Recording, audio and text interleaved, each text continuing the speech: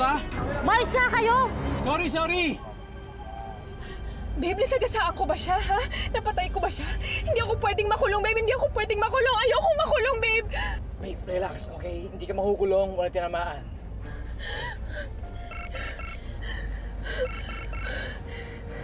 Ano ba? Sino ba yan? Hindi na patawag-tawag sa'yo, ah.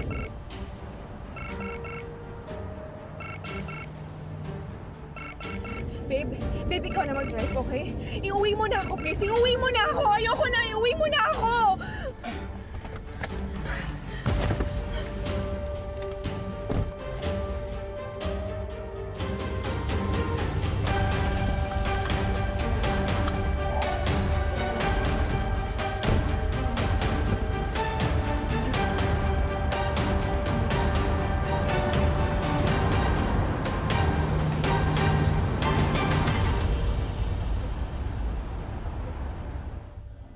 Hindi na tayo pamilya. Hindi na kita anak. Tandaan mo yan, Lilet. Isa lang tuldok sa nakaraan ko. Isang tuldok na dapat ibaon na sa limot. And let this sink in, Lilet. You are nothing but a mistake. Remember that.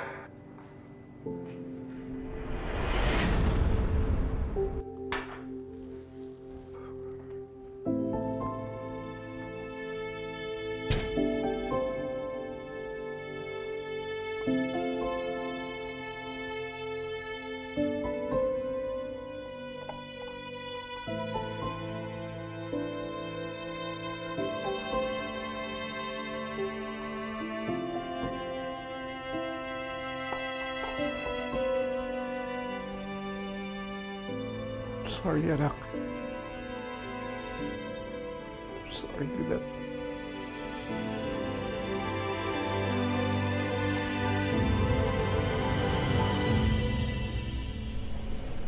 Ang kapal naman ng mukha ni Sir Ramil para sabihin niya yun sa'yo.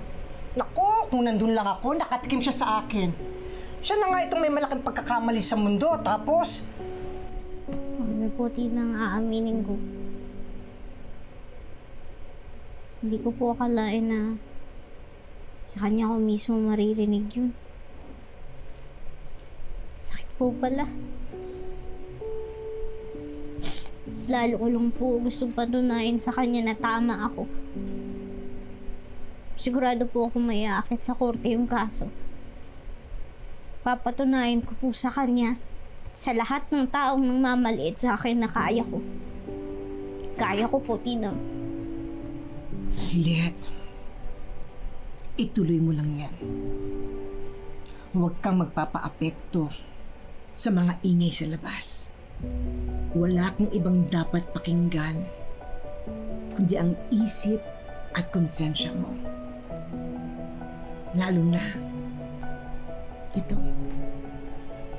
ang puso mo.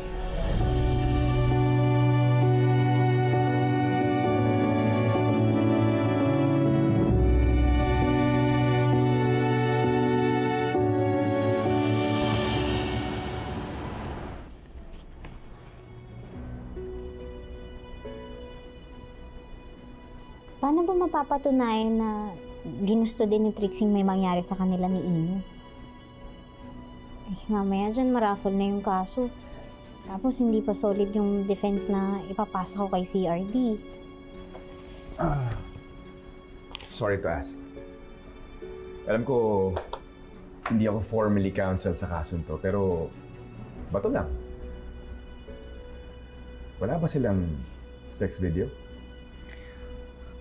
Ilang beses ko na nga tinanong si Ino. Pero wala naman daw. And besides, ayoko rin naman na meron. Kasi pag kumalat yun, pareho silang mapapahiya. How is it going? Mag-coffee muna kayo. Thank you po. Thank you po, Lorena.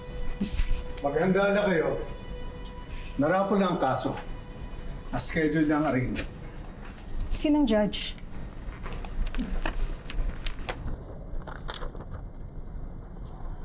Serafina Agustin. Mukhang dadaan tayo sa butas ng karayom. Kilala ko si Judge Serafina Agustin bilang isang staunch women's rights advocate. Notorious din siya sa pagpapakulong sa mga rapists. And even before that, she was a notorious school teacher. Don't be childish, Cons. Huwag mo nang dalhin dito yung away-skwela nyo ng teacher mo nung masterals. Hindi na kayo student-teacher. Dito, judge ang Diyos. Kaya walang lugar yung yabang at init ng ulo mo. Otherwise, mabubulok ang anak natin sa kulungan. You know, I've been thinking na hindi dapat ikaw ang lead counsel dito, kundi si Lilet.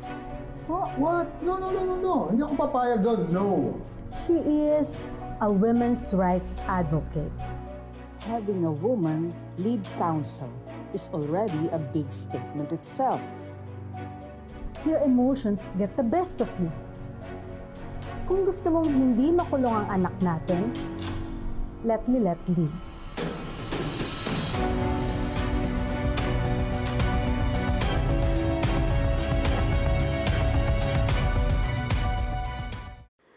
I have always known Ino as the sweetest boy in the world. I swear I'm not exaggerating. Dahil sa TV show ko that has been running for decades, iba't ibang klaseng tao sa mundo na meet ko na. But Ino, despite the comfort that he has, despite the celebrity status that he gets because of my profession, he remains very respectful, kind, loving, pure. Kaya yung binibintang sa kanya na siya'y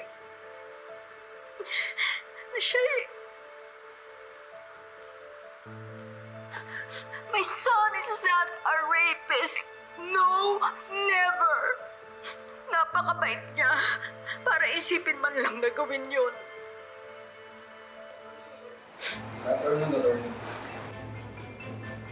Lorena, pasensya na po pero may warrant of arrest po kami para sa anak niyo. What? Ma'am, sinasabi ko nga po sa kanila wala dito si Sir Ino eh. Pero ayaw nila maniwala. Nasa pa si Ino? Sinabi ko sa kanya kanina, huwag siyang umalis. Considering Judge Serafina's credentials and history in activism, mukhang milya-milya ng labang natin sa kanila. That's right. But I want a 100% sure win on this. By the way, nakausap ko na yung abogado na sinasabi ko sa inyo. Hindi ako nahirapan na kumbinsihin siya. In fact, hiningi niya na sa akin yung case files at inaaral niya na ngayon. She's on board. Well, si Trixie, kailangan mag-usap na kayo, ASAP. Asa na nga ba yung batang yun? Sheila, asa na ba si Trixie? Pababain mo nga. Ay naku, umalis po. Kasama po si Hailey, yung friend niya. Instead of preparing for the trial, nilalagay pa niya ang sarili niya sa mata ng publiko for scrutiny. Patricia, liga, sunduin natin siya. Sige, Evan, mauna na kami. Miss Maya Serrano, kayo ay isang stay-in staff ng Paradise Resort. Is that correct? Tama. Kaya nandun kayo noong March 1, 2024 nang mangyari ang insidente. Tama po ba? Tama po. Maaari mo bang ilahad sa hukumang ito kung anong narinig mo bandang 2:00 ng madaling araw noong March 1, 2024? Malapit lang po yung quarters na tinutulugan ko sa kwarto kung saan naka-check-in si Ino De Leon. Mga bandang 2:00 na madaling araw, nakarinig na lamang ako ng iyak ng isang babae at doon nagising ako. Pero pagod na pagod ako ng mga araw na yon dahil sa dami ng guest at ang gulo. Kaya hindi ko na pinansin at pinilit ko na lamang makatulog. Pero paano nga ba makakatulog ang isang babae pagkatapos na narinig niya? Yun nga po eh, para akong uod sa kama ko. Binabagabag ako ng konsensya ko. Paputol-putol ang tulog ko. Kaya po, pasado 7:00 ng umaga, nakita ko mula sa kwarto ni Ino De Leon, tumatakbo yung biktima. Umiiyak. Magulo ang buhok at nagmamadaling umalis. Mag-isa? Mag-isa. Wala na po yung Ino. Nalaman ko sa agard na nauna na pong umalis. Mga 3:00 na daw po ng madaling araw. Anong ginawa mo pagkatapos mo makitang umalis yung biktimang babae? Naiwan niya pong bukas ang pinto at hindi ako nagdalawang isip na pasukin ang kwarto. At nung makita ko po yung kwarto, nanginig po ako sa galit. Alam ko pong may masamang nangyari dun sa babae. Objection, Your Honor. The statement is speculative. I move to strike out the last statement. Granted, Attorney Matias. Go ahead, Attorney Almeida. A moment, Your Honor.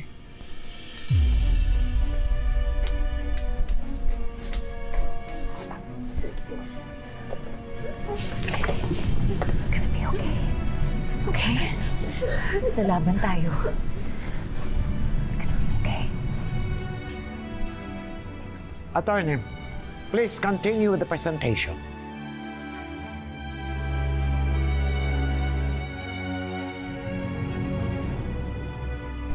You took photos of the room. Is that correct? Opo.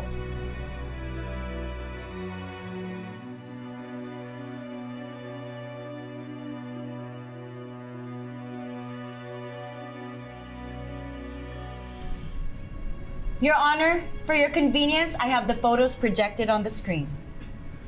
As I said earlier, these are photos taken by the witness using her camera phone. Your Honor, the witness will begin by identifying Exhibit D. Makikita sa larawan ang basag na bote ng beer, only 34 centimeters away from the bed. Ito ba yung tinutukoy mong kinunan mo, Miss Witness? Opo. Your Honor, the witness will now identify Exhibit E. Makikita naman sa larawan ang dugo sa bedsheet ng kama. Kuha mo rin ba to, Miss Witness? Opo. Your Honor, later on I will present to you the witness who administered the DNA test and the DNA test result, confirming that the blood belongs to Constantino De Leon Jr.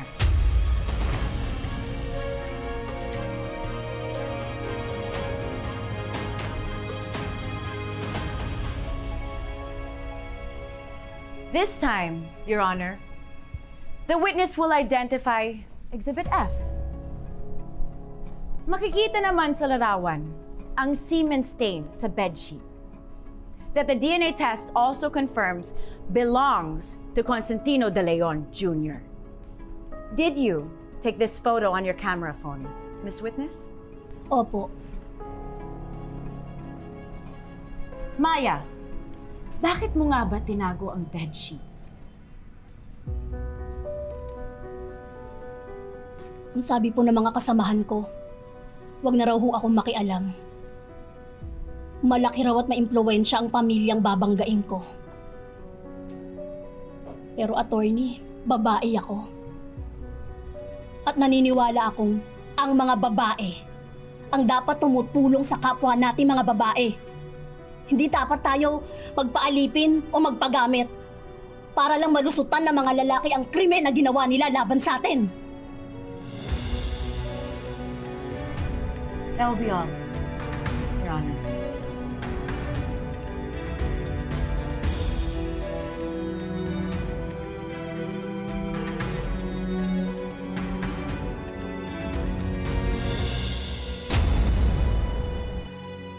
Just keep on praying, son. I will. Lalaban ako. Don't be scared. You're here. So far, ang malakas lang sa statement ng witness para makonvince ang judge that it is rape ay iyak-iyak. Destroy that. Pero CRD, wala po kasi tayong nakuwang witness na makakapagsabing walang nangyaring ganun. Kaya ang focus ko po sana sa Then make her recant her statement. Hindi iyak ang narinig niya, kundi ungol. Make this witness uncomfortable. Go.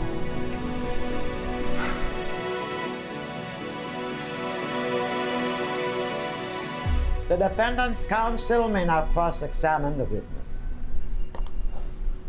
Miss Maya, kahanga-hanga po ang mga binitiwan yung salita tungkol sa kapangyarihan ng kababaihan kanina.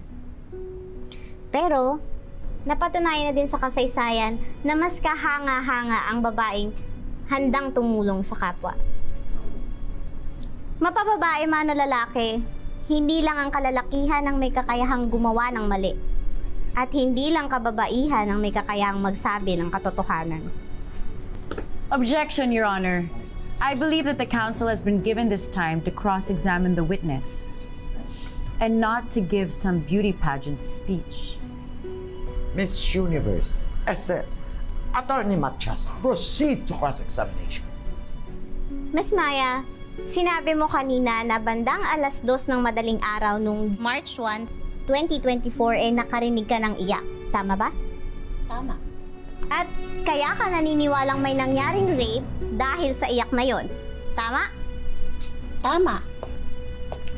Sigurado ka bang iyak yung narinig mo? Siguradong sigurado. Talaga? Hindi kaya ang narinig mo ay isang ungol ng babaeng nakikipagtalik?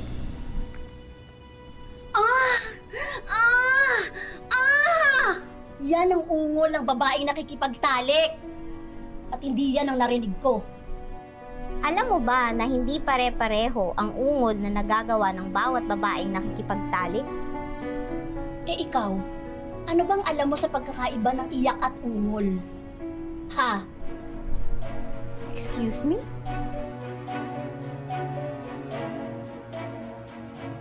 Uulitin ko. Alam mo ba na hindi pare-pareho ang ungol na nagagawa ng bawat babaeng nakikipagtalik? Nakipag-sex ka na ba, ha? Para mapatunayan mo sa amin na umungol ka na sa buong buhay mo.